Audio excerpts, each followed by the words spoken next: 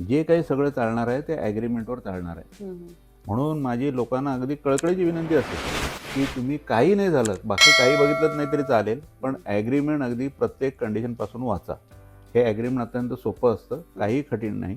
आणि मुख्यतः असं आहे की त्याचा जो फॉर्मॅट आहे हा प्रत्येक प्रमोटरला मी सांगितलेला आहे की तू तिथे तो वेबसाईटवर लावला पाहिजे. म्हणजे तुमचं जे ॲग्रीमेंट आहे ते तुम्हाला सपशेल तिथे बघायला मिळतं. अनेक वेळा लोक आमच्याकडे तक्रारशी येतात की साहेब त्याने ॲग्रीमेंट दाखवलं नाही. मग आम्हाला सांगावं लागतं, अरे तुम्ही वेबसाईटवर त्याचा नंबर टाकून जर गेलात तर तिथे त्याने ॲग्रीमेंट लावणं कंपल्सरी आहे. अलॉटमेंट लेटर आणि ॲग्रीमेंट ह्याचा तो ढाचा जो असतो, जो तो तुमच्यावर करणार आहे ते त्याने तिथे लावावंच लागतं आणि त्यातले प्रत्येक कंडिशन तिथे मेन्शन केलेली आहे.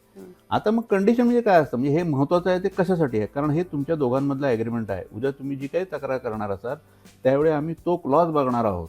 कसलंही असो, मग टर्मिनेशन असो, पैसे न दिल्याचं असो, लेट दिल्याचं असो, व्याज लागण्याचं असो, वेळेवर जागा दिली नाही असो, जे काही असेल ते सगळं त्या ॲग्रीमेंटवर चालणार आहे. आणि म्हणून ते ॲग्रीमेंट अत्यंत महत्त्वाचं आहे. लोकांनी अगदी काहीही नाही झालं तरी चालेल, पण ॲग्रीमेंट पूर्ण वाचलं पाहिजे आणि त्याची माहिती घेतली पाहिजे. तर महत्त्वाचं काय असतं ह्याच्यात, तर खरं बघायला ह्याच्यात सगळ्याच गोष्टी असतात. त्याच्यामध्ये त्या प्रमोटरचं नाव असतं, कुठचं तुमचा प्लॉटचा ॲड्रेस असतो, तुमचं नाव असतं, त्याच्यानंतर तो एरिया किती आहे फ्लॅटचा तो दिलेला असतो, फ्लॅट तुम्हाला कधी ताब्यात मिळणार ते दिलेलं असतं, तुम्ही पैसे कसे भरायचे, म्हणजे किती टक्के काम झाल्यावर किती टक्के, म्हणजे 20% झाल्यानंतर एवढे, ते झाल्यानंतर एवढे, म्हणजे कामाची जी प्रगती आणि त्याच्यानुसार तुमचं पेमेंट हे तिथे लिहिलेलं असतं. म्हणजे तसं जर तुमचं झालं नाही किंवा मिसमॅच झालं तर तोही तुम्हाला दंड लावू शकतो, तो तुमच्याकडनं व्याज आकारू शकतो, हे लिहिलेलं असतं. त्याच्यानंतर तुम्हाला कोणतं पार्किंग मिळणार आहे, कोणता पार्किंग स्लॉट आहे, त्याचा नंबर हे सुद्धा तिथे दिलेला असतो. त्याच्यानंतर तुमचं टर्मिनेशन किंवा काय होणार असेल किंवा काय करायचं असेल तर त्याची जी प्रोसेस कशी असणार आहे ती पण दिलेली असते, ती पण अत्यंत महत्त्वाची आहे.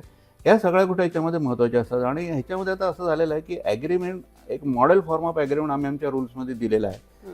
त्याप्रमाणे त्याने करावं असं अपेक्षित असतं की बहुतांशी सगळ्या कंडिशन त्याच्यामध्ये कव्हर झालेल्या असतात. परंतु होतं काय की हे पुन्हा मी म्हटल्याप्रमाणे अलॉटमेंटसारखंच हे कंपल्सरी नाही.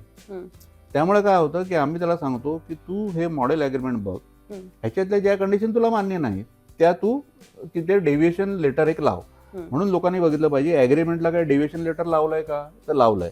मग त्याच्यातल्या कोणत्या कंडिशन त्यांनी डेव्हिएट केलेल्या आहेत त्या बघितल्या पाहिजेत. म्हणजे ते आपल्याला उलट्या तर होणार नाहीत ना, की आपल्याला त्रासदायक तर ठरणार नाहीत ना, हे लोकांनी बघणं अत्यंत आवश्यक आहे.